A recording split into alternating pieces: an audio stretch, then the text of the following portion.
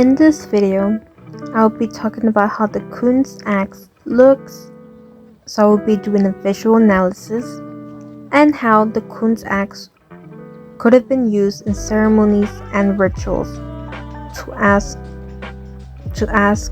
certain gods for a certain thing that the Olmec people really needed in that time. I will also talk about one of the gods that this Kun's axe was for. This is the Kun's axe sculpture that was carved out of jadeite, whose features are executed in low to high relief. This sculpture is low relief in the lower part of the sculpture, which is the body, arms, the object it's holding, and legs. Then it turned into a high relief on the upper part of the sculpture, which is the head, mouth, brows, eyes, nose, and ears. The eyes of the sculpture are slightly tilted downward toward the middle of the face. The eyes are almond-shaped and the brows is furrowed. The nose is higher on the sculpture's face than an average human being due to its nostrils being at eye level. The mouth of the figure is tangled up like an animal's mouth, similar to a jaguar's snout. It's also revealing what appears to be some kind of fangs or powerful, huge frontal teeth. Giving the impression that the nose is raised in location, and two long rectangular ears that are about as long as the head's length on either side of the sculpture. There is a low relief line representing the feet at the base of each leg, placed horizontally, and a line representing the legs put vertically in the center of the figure's body. The head of the sculpture is bigger than the body section of the sculpture. The lower part of the sculpture shows only two arms gripping something in the middle in front of the chest. The hands that are holding the thing have cuts that show the fingers that are encircling it. Additionally, the figure's arms have a tiny indentation that suggests muscular definition and the strength of this being. It is holding a narrow oval-shaped object with top and bottom ends that are somewhat rounded. A crack can also be seen in the sculpture, extending diagonally from left to right from the top of the figure's head downward. According to Khan Academy, in the website article, they wrote, "There are no direct written accounts of Olmec beliefs, but their notable artwork provide clues about their life and religion.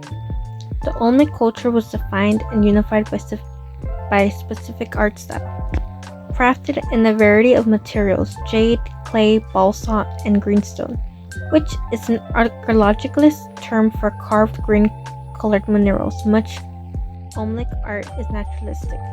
According to Smart History, in a website article, they wrote, "This is the most valuable material in all of Mesoamerica. Mesoamericans consider jade much like the ancient world considered gold. A lot of the meaning, in fact, rests in the head, and so it's a good thing that the carver gave it so much room." This quote from Smart History is saying, "Thanks to the artist giving time, dedication, and specific details in the Kun's axe head, it gives a form of symbolism and hidden meaning to archaeologists and to viewers of our time now to find out that the Kun's axe is symbolizing and representing a were jaguar or an Olmec water god.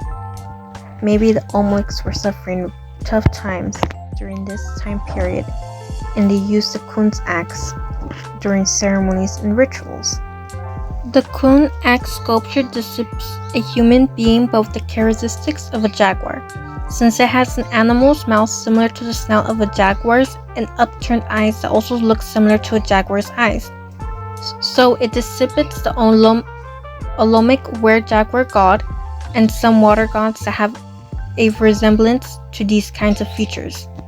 According to Enthralling History, in their book The Olmec Civilization, and an enthralling overview of the history of the Olmecs, starting from agriculture in Mesoamerica to the fall of La Venta, they wrote, "Any figure showing almond-shaped eyes, downturned mouth, and the cleft head were described as a were-jaguar. Some researchers believe that the rain spirit and were-jaguar are the same.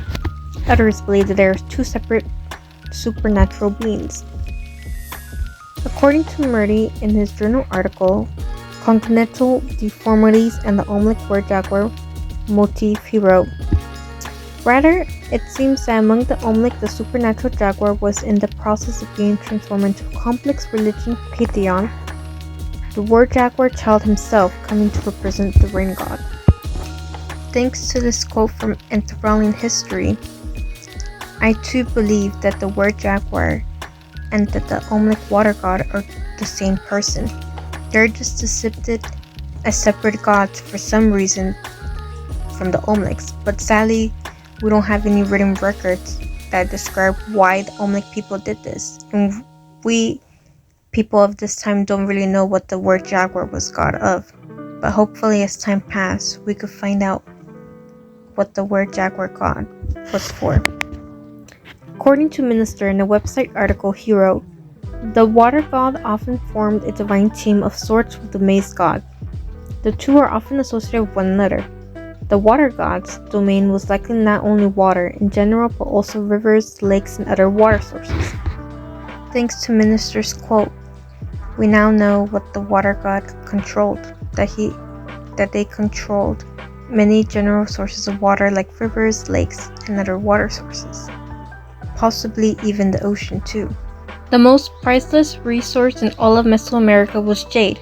In similar way to how the ancient world regarded gold, Mesoamericans valued jade as if it was the purest kind of priceless substance in the whole world. The Olmec traded jade as a form of currency to get things in return. It was like they used jade as money to get what they needed. To them, gold wasn't important. Jade was very important to them instead. They did lots of sculptures mainly on jade or with jadeite since it was similar to jade. Jade was a sign of maize and the axe was a tool used in agriculture. So the sculpture's form and material both allude to maize farming. Due to the significance of jade, we can tell that the Kun's axe sculpture would have been used in the form of a ceremonial role due to its size and the quality of the carving.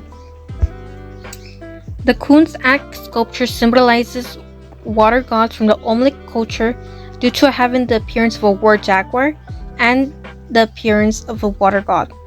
The Olmec water god has the hideous face of the word jaguar and resembles a chubby dwarf child. Rivers and lakes and other water sources were included in the water god's jurisdiction in addition to water in general. So this sculpture could have been used during a ceremony or ritual to ask for the water gods to give them rain for their crops if the Olmec people were having trouble with not having enough water to use for the crops. The Olmec culture created the regions for its complex art, and their particular style served as a model for following civilizations such as the Maya and Aztec. The remarkable attention to detail evident in both miniature and colossal stone sculptures is a hallmark of Olmec art. Olmec carvers mastered a challenging miniature medium, producing the most outstanding jade artworks of any Mesoamerican culture.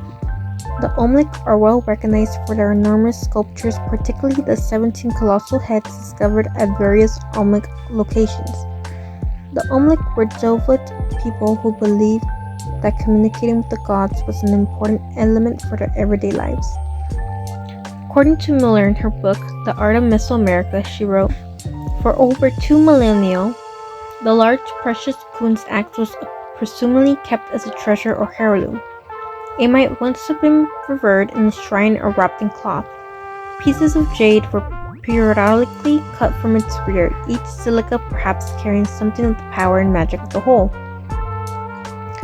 This quote from Miller in her book is one of the many theories that archaeologists have. Archaeologists don't really know what the Kun's axe is for. Some think that it was for ceremonies, for rituals, others think it was for burials, for elite people, wealthy people. And like Miller said in this quote, she believes it was kept as a treasure or heirloom, and as time passed, people might have carved a piece out of jade from the Kun's axe and kept it for power and magic to bless them. But as I mentioned earlier, I feel like the Kun's axe was used more for ritual and ceremony to the hidden symbolism it has by the way it's depicted.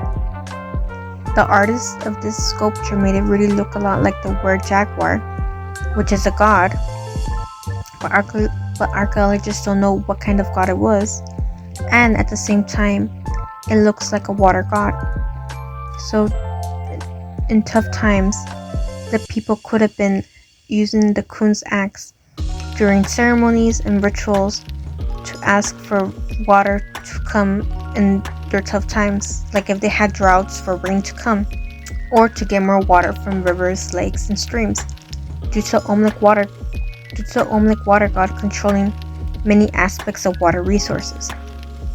And another factor that makes me believe that this sculpture was used for rituals and for ceremonies is that it was made from jade. It was made from jadeite, a precious stone that the Omliks really admired. It's telling archaeologists and future viewers that this artifact was extremely important to Omlik people, hinting that it could have been used for ceremonies and rituals, again due to being made from jade, a significant resource that the Omliks really admired and respected that stone.